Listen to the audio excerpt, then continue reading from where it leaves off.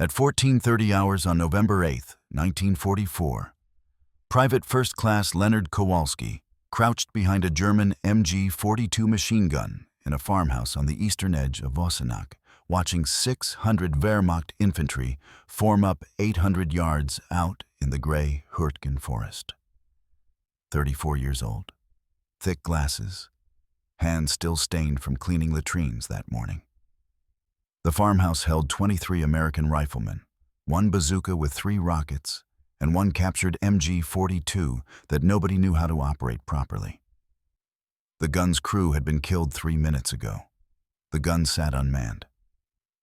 Captain Thomas Morrison looked around the room, desperate, his eyes landing on the only man left standing near the weapon, the janitor. "You," Morrison said. "Can you fire that thing?" Kowalski's hands moved to the gun. "Check the belt feed. Check the bolt." "I can keep it firing. That's different." Morrison stared at him. "What's the difference?" "Firing it is easy. Keeping it operational for the next 11 hours, that's the problem." The Germans were 600 yards out now, beginning their advance. Morrison had no other options. "Then keep it operational, Janitor." What happened in the next 11 hours would rewrite machine gun doctrine for every army that studied it. Kowalski would fire 8,050 rounds through 3 barrels, would hold off 6 separate German assaults, would prove that understanding thermal dynamics mattered more than combat experience, that maintenance knowledge mattered more than marksmanship, and that the man everyone mocked for cleaning toilets was the only one who understood how to keep metal cool enough to kill. The ambush that put them here happened 3 days earlier.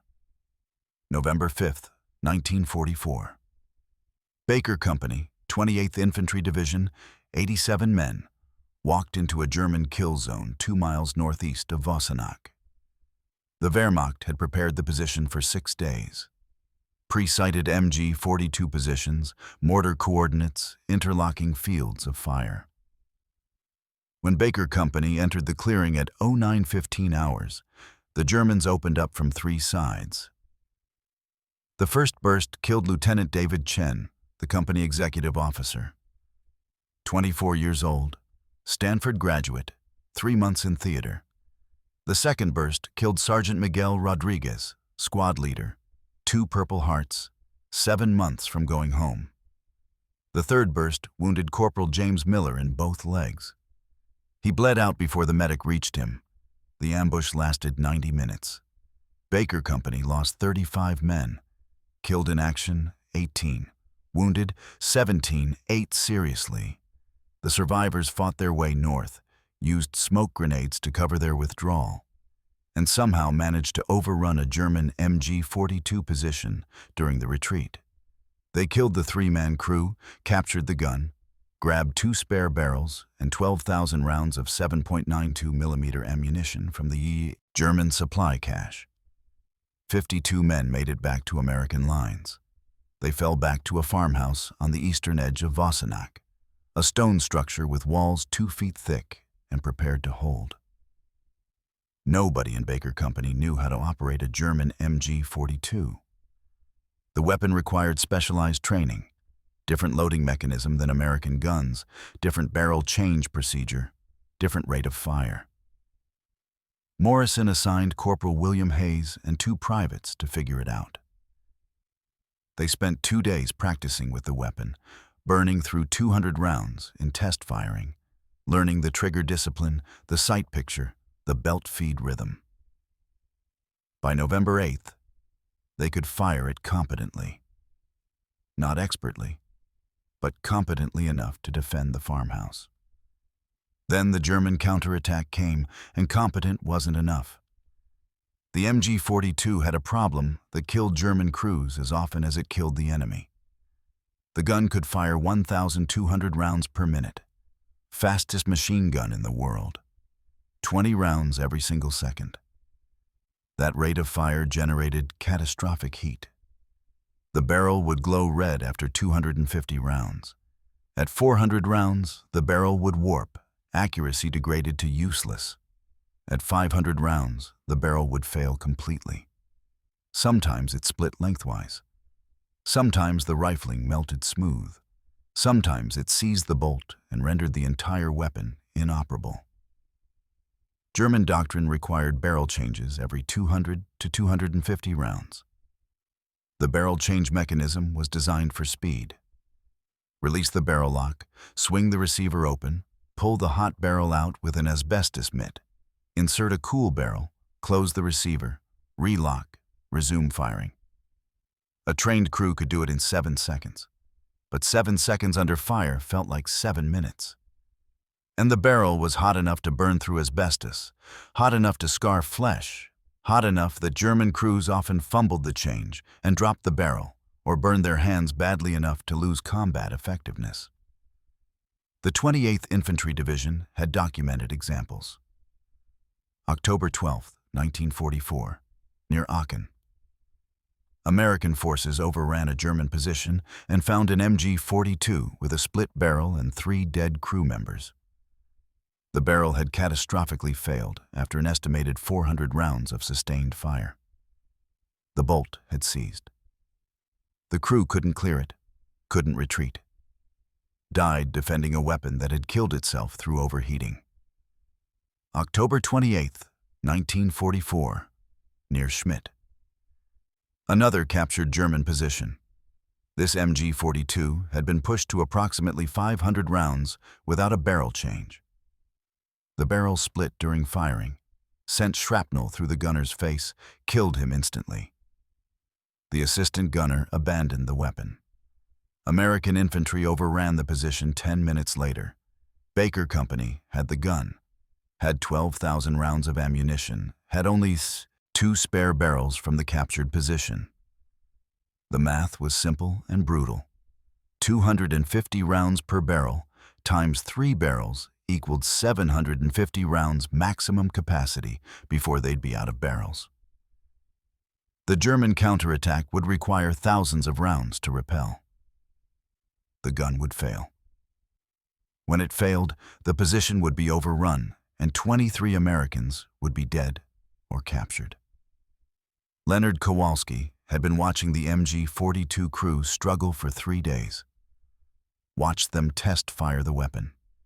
Watched them fumble barrel changes. Watched Hayes burn his hand on the second day, blistered palm. Couldn't grip his rifle properly for 6 hours afterward.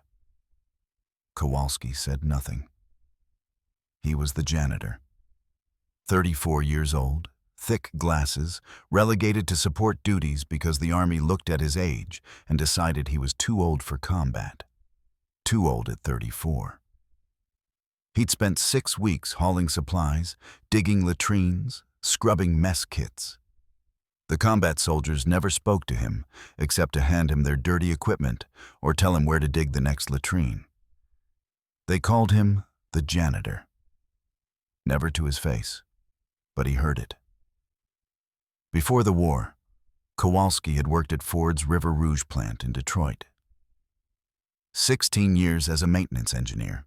Started in 1928 at age 18, worked his way up from floor sweeper to specialist in hydraulic presses and cooling systems.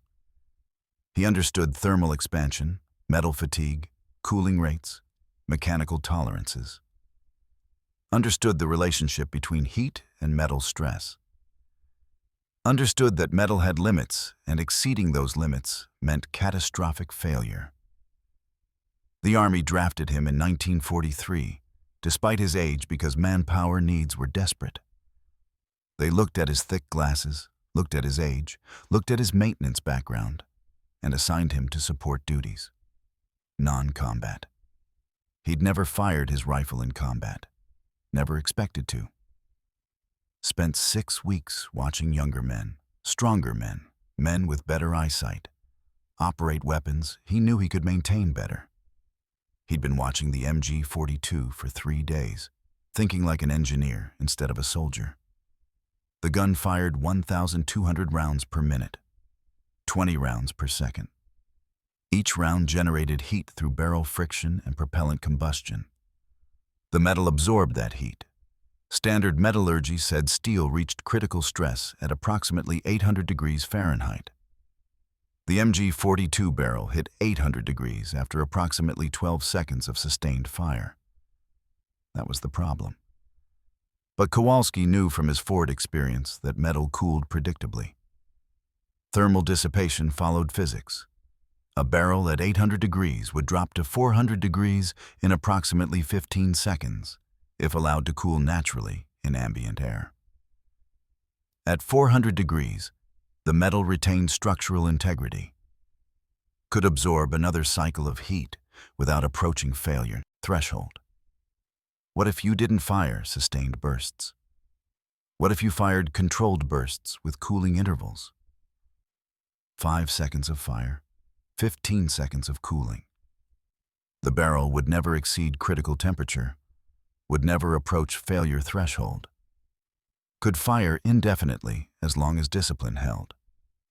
German crews didn't do this because German doctrine emphasized suppressive fire. Maximum firepower, maximum psychological effect.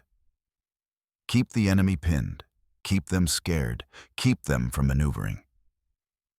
Barrel changes were the price of that doctrine.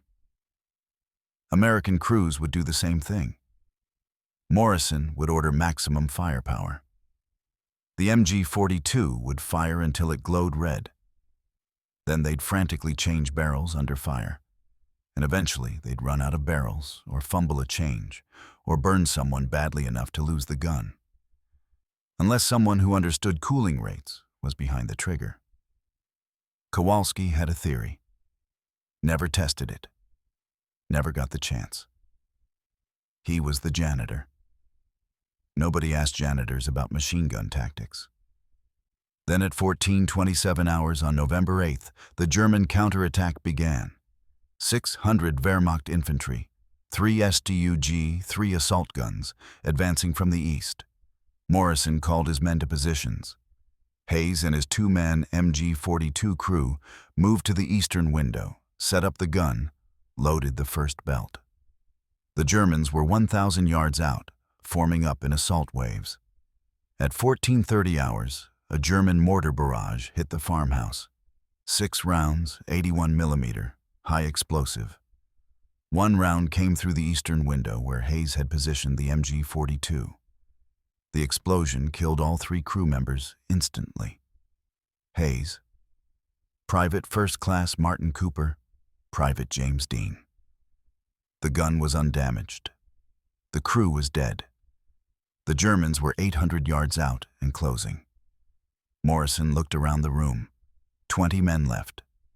Most were riflemen. Sergeant Davis had combat experience but didn't know the MG42. Corporal Thompson was wounded, could barely hold his rifle. Private Martinez was 18 years old, terrified, hands shaking. Morrison's eyes landed on Kowalski, the janitor, standing near the unmanned gun because he'd been hauling ammunition belts to the position when the mortar hit. 34 years old, thick glasses, hands stained from that morning's latrine duty. "You," Morrison said, "the janitor. Can you fire that thing?" Kowalski moved to the gun. His hands checked the belt feed mechanism, checked the bolt, felt the barrel temperature through the jacket. Still warm from Hayes's test firing earlier that morning, but not critical. "I can keep it firing," Kowalski said. "That's different." "What's the difference?" Kowalski looked at Morrison, looked at the advancing Germans, looked at the gun. German doctrine says barrel change every 250 rounds. We have 2 spare barrels. That's 750 rounds total before we're finished. Morrison understood immediately. "So we're dead in 10 minutes. Not if I'm right about cooling rates." "What?"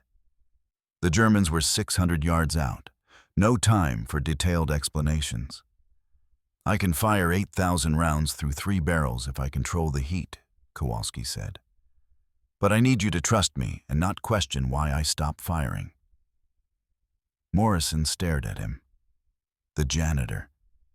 The man who'd spent 6 weeks cleaning toilets. You better be right. Kowalski settled behind the MG42, adjusted the sight picture. His thick glasses made aiming difficult. But the MG42 wasn't a precision weapon. It was an area suppression tool. He just needed to point it in the right direction and control the trigger discipline. The Germans were 500 yards out. First assault wave, approximately 80 men, spread across a 200-yard front. Standard Wehrmacht infantry tactics. Advance in waves, use numerical superiority, overwhelm the position. Kowalski waited. Let them close to 400 yards.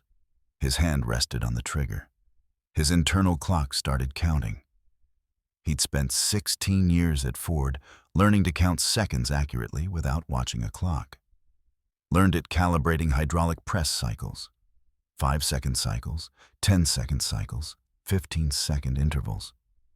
His brain could count time as accurately as any stopwatch. 300 yards. The lead German squad visible through the farmhouse window. 12 men in a rough line, advancing steadily. Kowalski opened fire. 5 seconds. 100 rounds. The gun hammered. Brass shell casings ejected in a stream. Tracers reached out and walked through the German formation. He watched 4 Germans go down, watched the others dive for cover, stopped firing, released the trigger, started counting. 1, 2, 3. Morrison. Why'd you stop? Keep shooting. 4, 5, 6. Kowalski's hand on the barrel jacket, feeling the heat transfer through the metal. 7, 8, 9. Counting to 10, Kowalski said. Metal needs to cool. 10. His fingers told him the barrel temperature had dropped enough, not measuring with instruments. Measuring with 16 years of Ford experience. Measuring with an understanding of thermal dynamics that no combat training could teach. Second German squad, different vector, 15 men trying to advance while the first squad was pinned. Kowalski fired. 5 seconds. Swept left to right. Watched 6 Germans go down. Stopped. Counted to 10. His hand never left the barrel jacket. His fingers read the heat like a language. Third squad tried to rush the position, thinking he was reloading or the gun had jammed. But Kowalski wasn't reloading. He was cooling.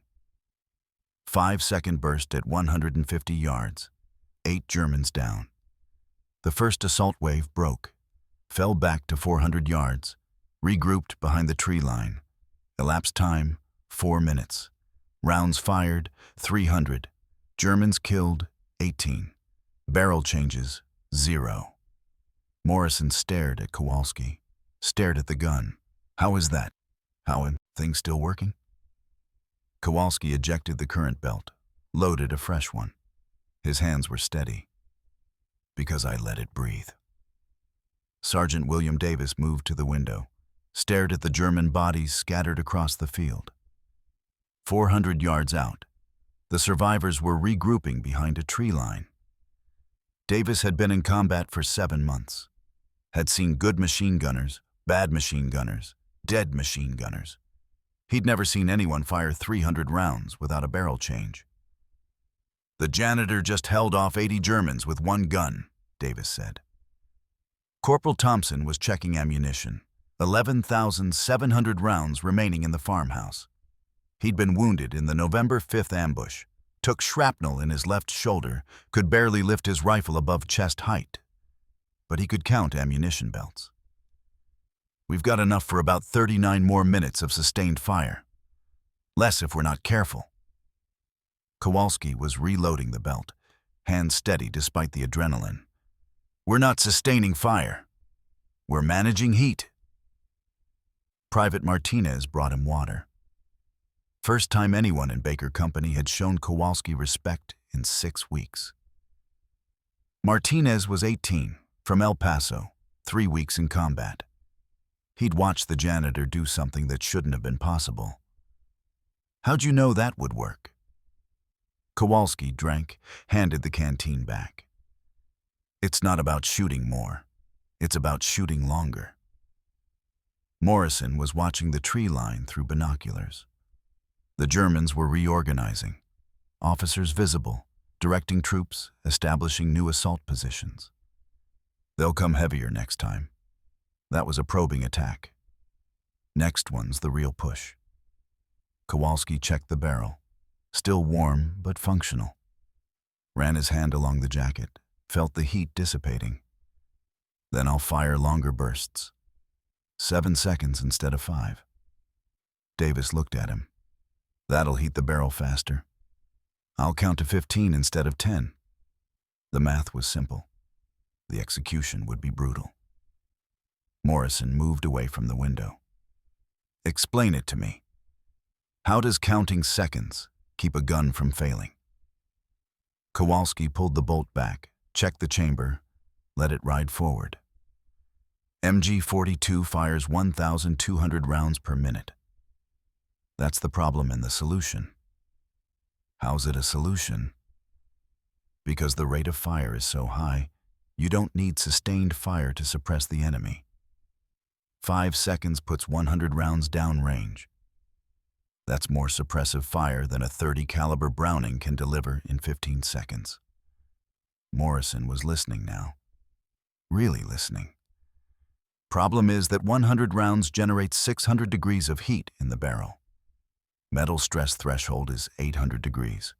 You're 75% of the way to failure in 5 seconds. So you stop. I stop for 10 seconds. Barrel cools to 400 degrees. Metal relaxes. I can fire another 5-second burst without exceeding thermal limits. Thompson spoke up from the ammunition pile. German crews don't do that. German crews fire until the barrel glows red because German doctrine emphasizes maximum suppression. They accept barrel changes as the cost of that doctrine. Davis understood. You're trading firepower for sustainability. I'm trading unsustainable firepower for sustainable firepower. Germans can fire 400 rounds in 20 seconds. Then they're changing barrels under fire. I can fire 100 rounds every 15 seconds for as long as we have ammunition. Morrison did the math in his head. That's 400 rounds per minute. Germans get 1,200 for 20 seconds. Then they get 0 for 7 seconds while they change barrels. And they're doing it with their hands, getting burned and the enemy shooting at them. You get 400 sustained.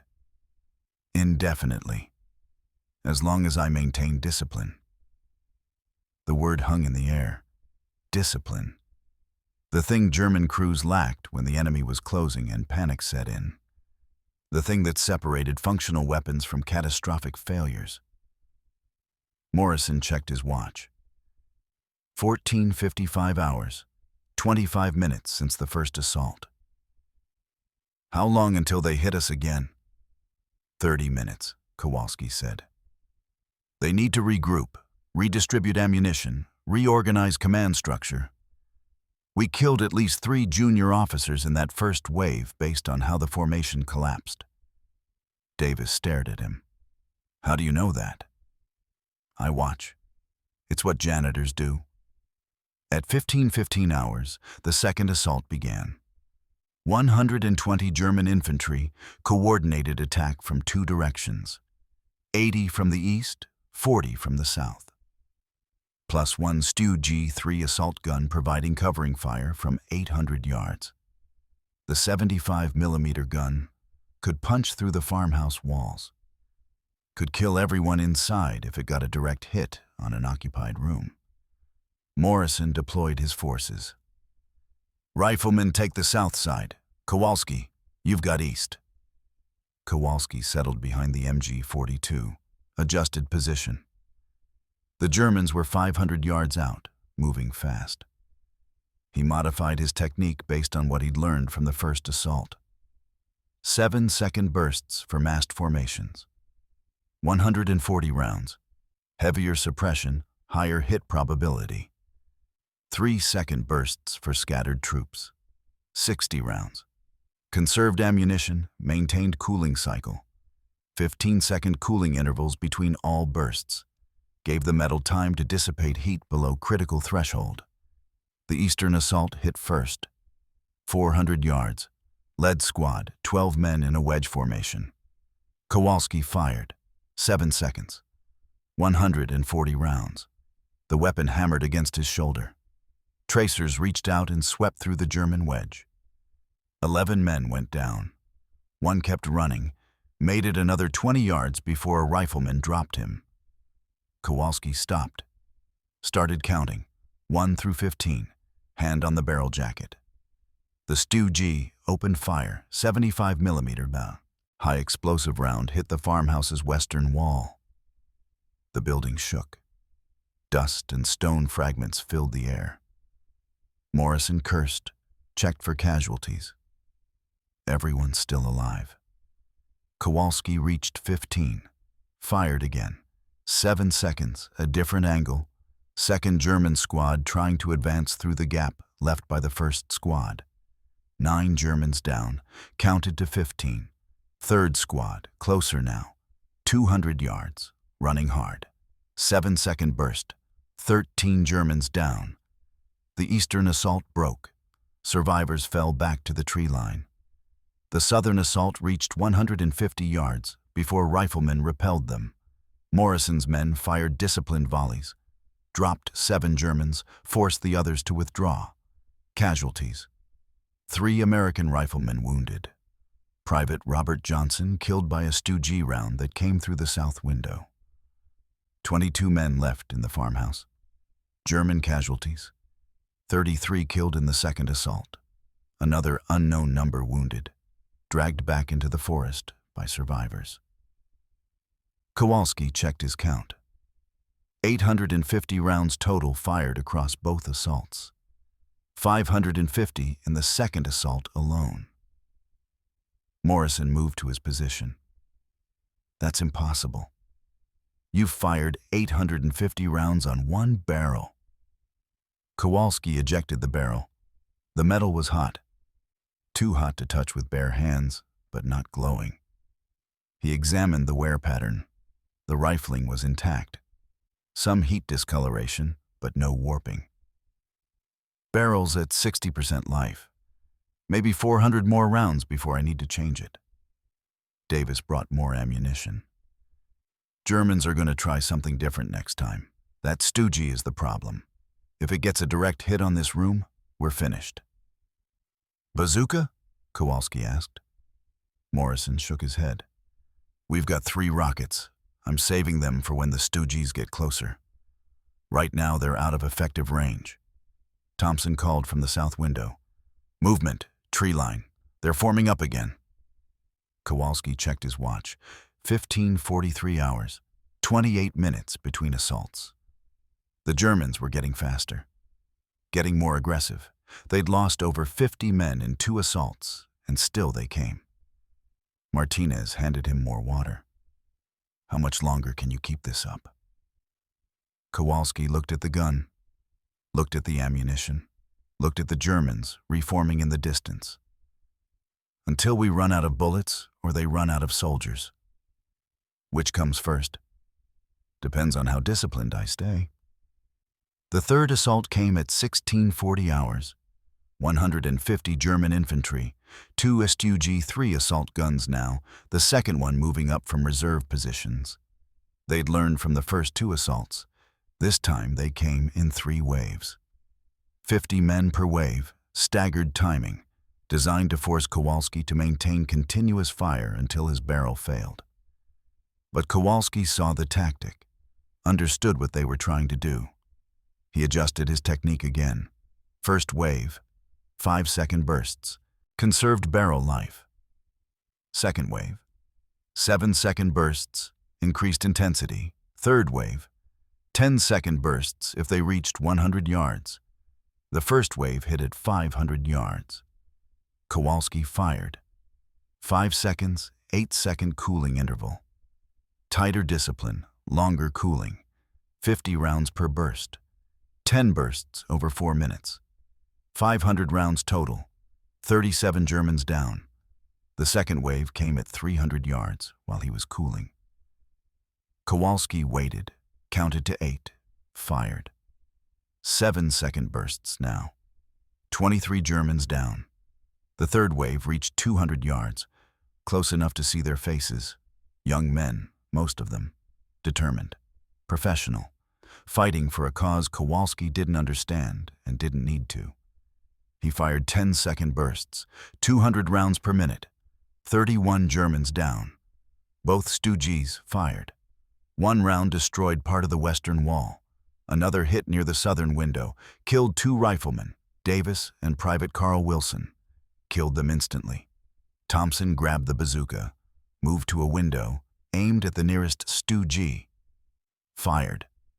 The rocket flew true, hit the assault gun's frontal armor, penetrated. The Stooge exploded. Secondary ammunition detonation.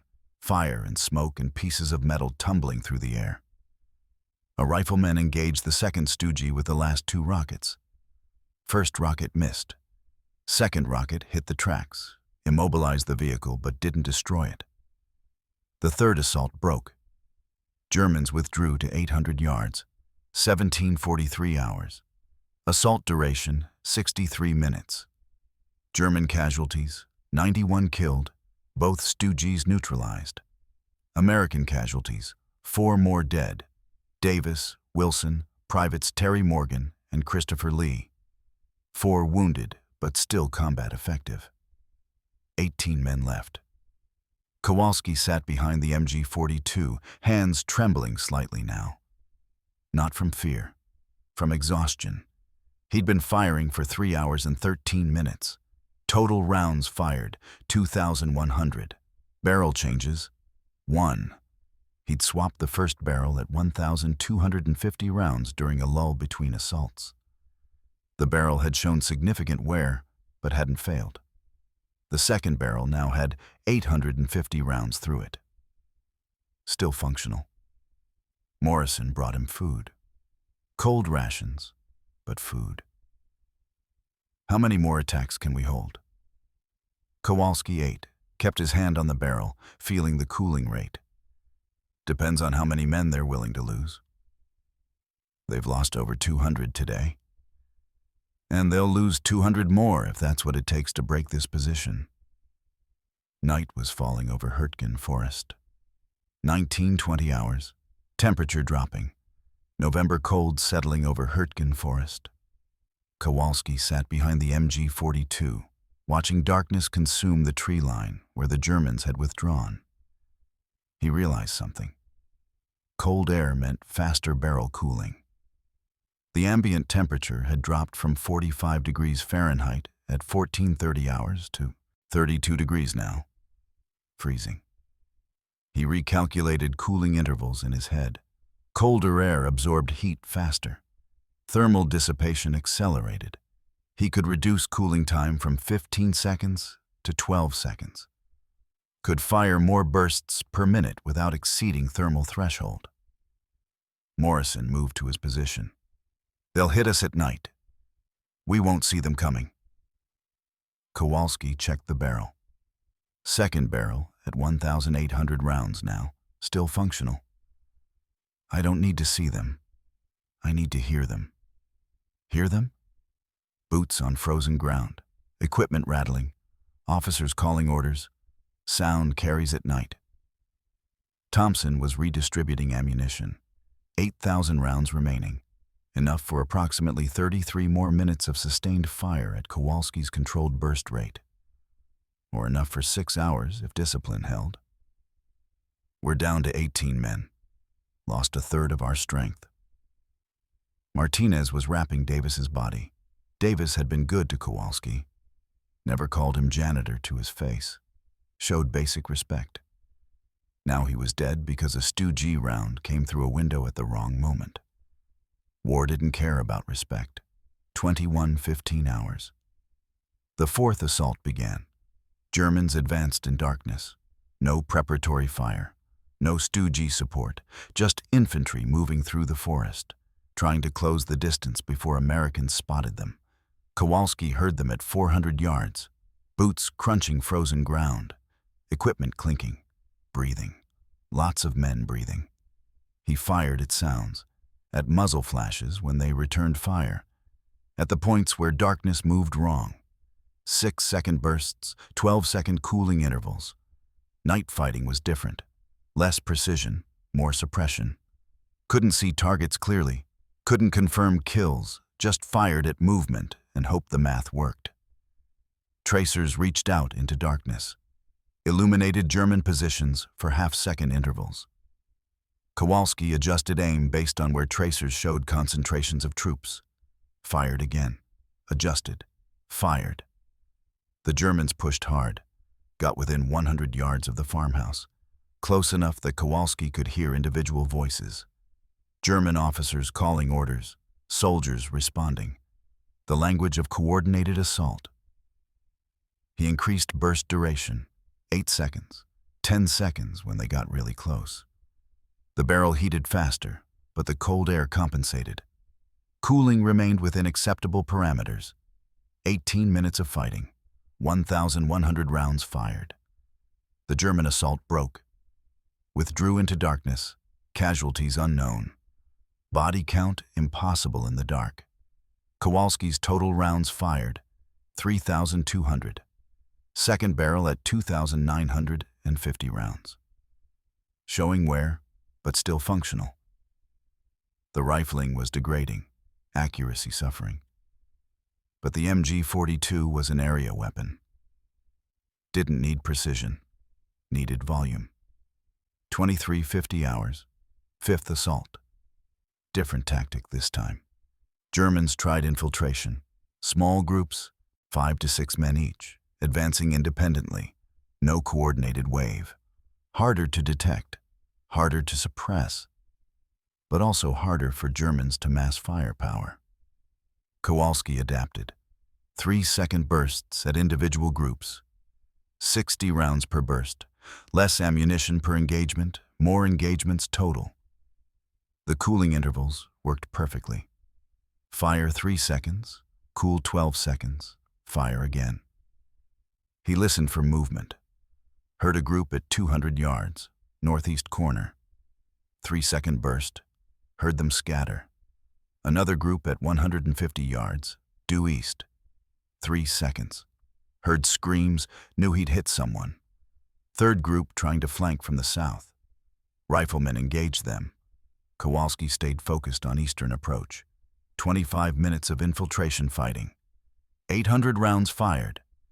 The 5th assault dissolved. Germans withdrew. November 9th, 0040 hours. 5th assault repelled. Kowalski total rounds fired, 4,000. Barrel changes, still only one. Second barrel at 3,750 rounds, showing significant wear. Accuracy degraded approximately 40%. But the barrel hadn't warped, hadn't split, hadn't failed. Morrison was checking remaining strength. 16 riflemen still combat effective from the original 23, 7 killed. Hayes, Cooper, Dean, Johnson, Davis, Wilson, Morgan, Lee. Several wounded, but still fighting. Thompson could barely lift his rifle. Martinez had taken shrapnel in his leg, wrapped it, kept going. American ammunition for rifles was running low. MG42 still had 8,000 rounds. The machine gun had become their primary weapon. Everything else was support. 01:15 hours. Brief lull. Kowalski sat behind the gun, hands cramping. 16 hours since he'd slept. 34 years old, too old for this. But here he was. Martinez brought ammunition belts. Corporal Thompson brought water. Morrison brought nothing but watched, trying to understand how the janitor was keeping a gun operational that should have failed hours ago. Kowalski calculated while he loaded fresh belts. Total rounds fired, 4,000. Total barrels used, 2. First barrel, 1,250 rounds. Second barrel, 2,750 rounds. German doctrine would have required 16 barrel changes by now. 4,000 rounds divided by 250 rounds per barrel equals 16 changes. 16 opportunities to fumble the change. 16 opportunities to burn hands. 16 opportunities to get shot while the gun was non-operational.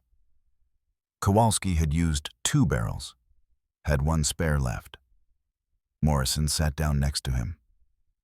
"How much longer can you keep this up?" Kowalski checked the second barrel, calculated remaining life based on wear patterns. "Second barrel's good for maybe 1,500 more rounds. That's 5,500 total on this barrel." "That's impossible. It's thermal management. Third barrel gives us another 5,500 if I manage it right. So 11,000 rounds total capacity? Maybe more if the cooling holds." Thompson spoke from the ammunition pile. "We have 8,000 rounds left." Kowalski understood the implication. "I can fire until we're out of ammunition or until they stop coming." "Germans lost at least 200 men today," Morrison said. "How many more will they send?" "As many as it takes. This position controls the approach to Vossenack. They need this farmhouse or their whole offensive stalls." Kowalski checked his watch. 01:23 hours. Been firing for 11 hours. Dawn in 6 hours. Germans would come again. Maybe not immediately.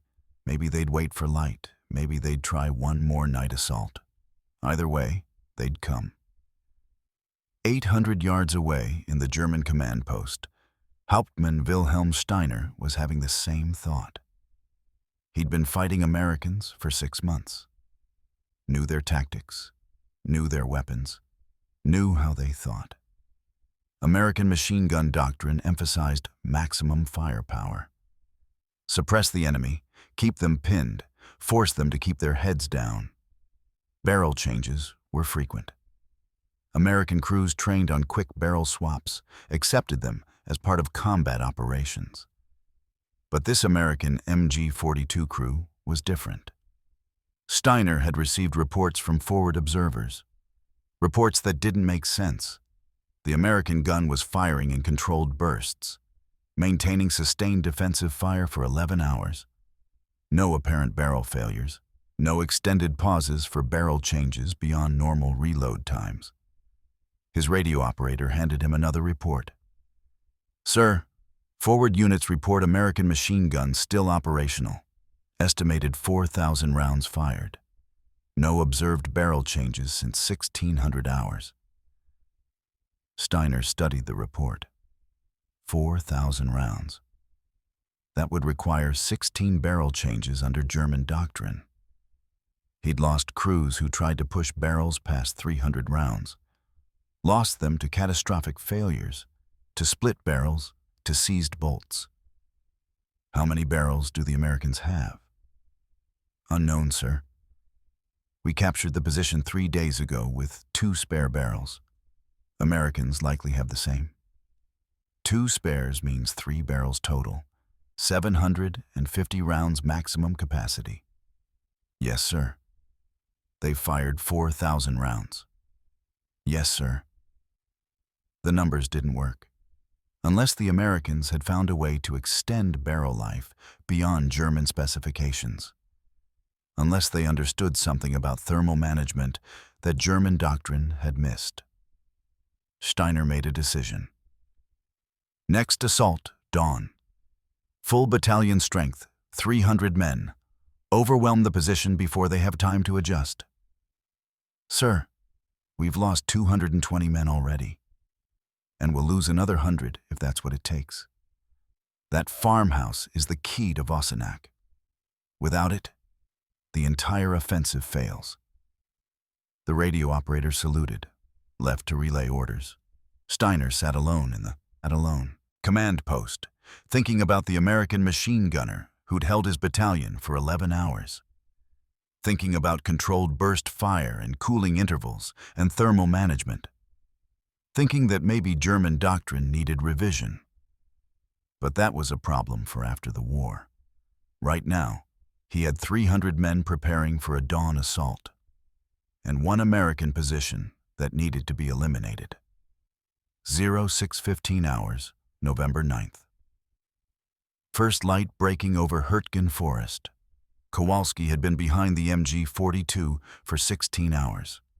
Hands numb, shoulders aching, eyes burning behind thick glasses. The second barrel was at 4,200 rounds, showing significant wear, rifling almost completely degraded, accuracy terrible. But the barrel hadn't split, hadn't warped catastrophically, hadn't failed. Germans were massing at 1,000 yards. Kowalski counted approximately 300 infantry, everything they had left. Final push. Morrison stood at the window, binoculars raised. This is it. Everything they've got. American strength, 14 riflemen still able to fight. 4 wounded but mobile.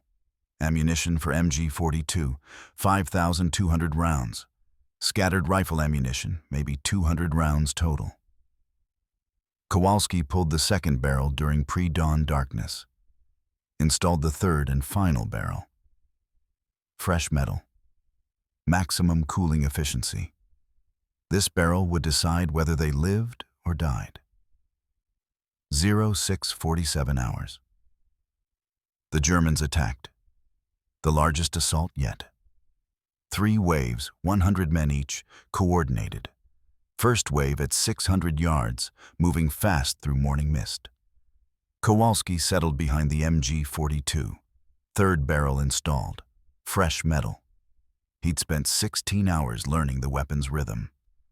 Learning exactly how much heat the metal could handle. Learning the relationship between burst duration and cooling time. The theory was tested. Now came the proof. First wave, 500 yards. He fired. 8-second bursts, 10-second cooling, 160 rounds per minute sustained, never exceeding thermal limit. Experience from 11 hours of night fighting told him exactly how much the metal could handle. The weapon hammered. Tracers reached out through morning mist. The first wave tried to advance in a wedge formation. Kowalski swept the gun left to right, watched Germans go down, counted 41 killed before the wave broke, stopped firing, counted to 10, hand on barrel jacket, reading the heat. Second wave, 400 yards. Larger formation, 60 men spread across a wider front, trying to divide his attention, make him choose targets. Kowalski chose the center, fired 10-second bursts now, 12-second cooling. 200 rounds per minute, heavier suppression. The center collapsed. 53 Germans down. The formation fragmented. Third wave didn't wait. Came immediately at 200 yards while he was cooling. Close enough to see faces. Young men, older men, soldiers doing their duty. Kowalski fired. 12-second bursts, 15-second cooling, 240 rounds per minute, maximum sustainable fire rate. The third wave hit the farmhouse walls before breaking. Germans at 50 yards. Close enough for hand-to-hand combat. Riflemen engaged with bayonets and rifle butts. Morrison shot a German officer who'd made it through a window. Thompson, wounded shoulder and all, clubbed another German with his rifle stock. Kowalski couldn't fire without hitting Americans. Switched to 2-second bursts. Precision fire at individual Germans. 60 rounds in controlled pulses. Picked targets carefully. A German at the eastern window. 2-second burst. Down. Another trying to climb through rubble. 2 seconds. Down. Martinez was killed in close combat, bayoneted by a German who'd breached the southern wall. Thompson killed that German with his last rifle round, then collapsed from blood loss. 8:15 hours. The 6th assault broke. Germans withdrew. This time they didn't regroup at 400 yards. Fell back beyond 1,200 yards. Disappeared into Hurtgen Forest. The siege was over. Morrison called ceasefire. His voice was hoarse. He'd been shouting orders for 16 hours. Kowalski released the MG42 trigger for the final time. His hands were shaking now. Not from fear, from exhaustion, from 16 hours of maintaining precise muscle control while counting cooling intervals in his head. Third barrel, 2,800 rounds fired. Still functional. Rifling degraded, but metal intact. No catastrophic failure. Total rounds fired across all 3 barrels, 8,050. German doctrine would have required 32 barrel changes. Kowalski had used 2 changes. Morrison moved to the window, counted bodies in the field. Counted German dead visible from the farmhouse, estimated total casualties. I count at least 90 in this assault. Maybe more in the tree line. Thompson was bleeding badly now. Needed a medic. Needed evacuation. Total German casualties across all 6 assaults? Morrison calculated.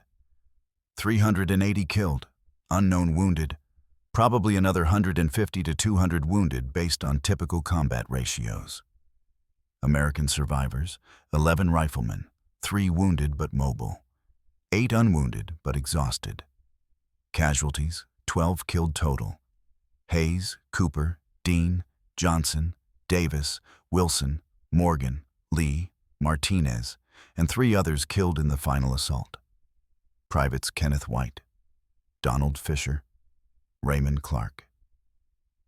The farmhouse position held. The German offensive toward Vossenack stalled. Regiment reinforcements arrived at 10:20 hours. 2nd Battalion, 109th Infantry. Fresh troops, full strength. Colonel James Patterson commanded them. He walked into the farmhouse and stopped. Stared at the bodies. Stared at the survivors. Stared at the MG42. How the hell are you still alive? Morrison was sitting against a wall, drinking water, hands still shaking. The janitor. He fired an MG42 for 16 hours. Patterson examined the gun. Picked up the 3 barrels.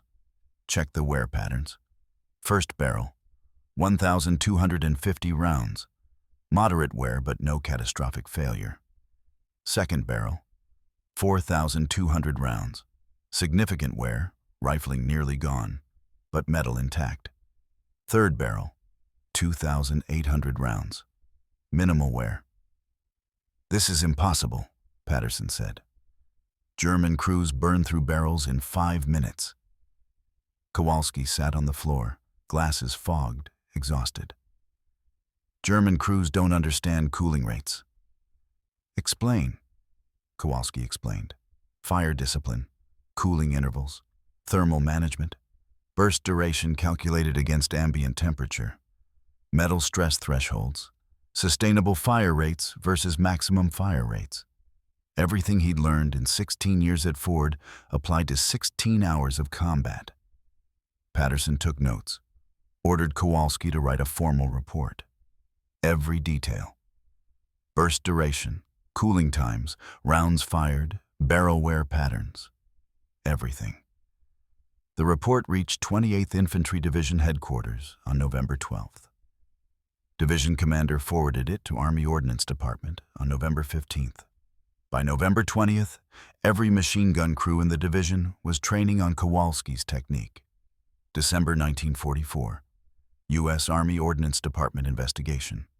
Captain Richard Williams, ordnance officer, traveled to Vossenack, interviewed Kowalski, examined the 3 barrels. Williams was skeptical. According to German specifications, these barrels should have failed catastrophically. Kowalski handed him the barrels. German specifications assume sustained fire. I used controlled bursts. Williams took the barrels back to Aberdeen Proving Ground. Tested the technique with US .30 caliber machine guns. Fired controlled bursts with cooling intervals. Measured barrel temperatures. Calculated thermal stress. Compared barrel life against standard doctrine. Results? Barrel life increased 340% using Kowalski's cooling method. Williams wrote a classified report. Controlled burst fire with thermal management intervals represents significant tactical advancement in machine gun employment. Recommend immediate doctrine revision. January 1945. New machine gun doctrine issued to all units. Controlled burst fire with cooling intervals. Direct attribution in the field manual appendix. Technique developed by Private First Class Leonard Kowalski, 28th Infantry Division, based on combat action, November 8th through 9th, 1944, Vossenack, Germany. February 1945. Kowalski received the Silver Star. Citation read, "For extraordinary heroism in action against enemy forces during defensive operations at Vossenack, Germany. Private First Class Kowalski maintained sustained machine gun fire for 16 hours. Repelling 6 enemy assaults and inflicting severe casualties on numerically superior forces." Morrison had recommended the Medal of Honor. Division Command denied it.